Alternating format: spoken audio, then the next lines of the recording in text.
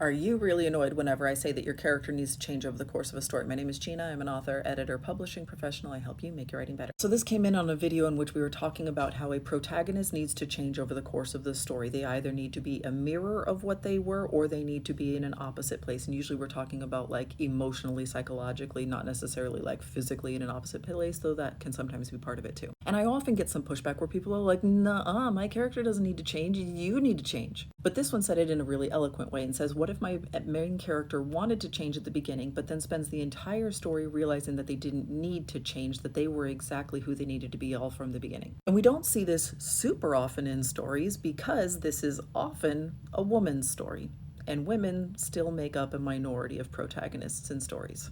This is exactly why a lot of men were really angry at the Captain Marvel story, because her arc was not that she became a different person. It was that she realized she no longer needed to bend to anyone.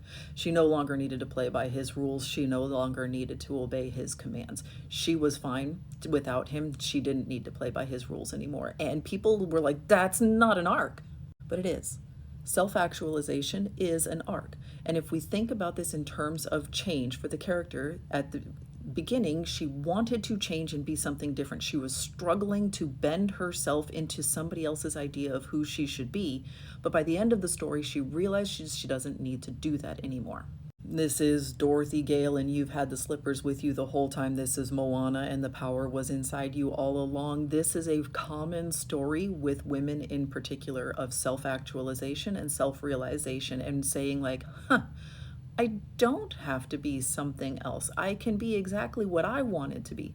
That is the arc. That is their change. It does not mean that they have to change who they are. It means that they have changed the way that they are looking at things.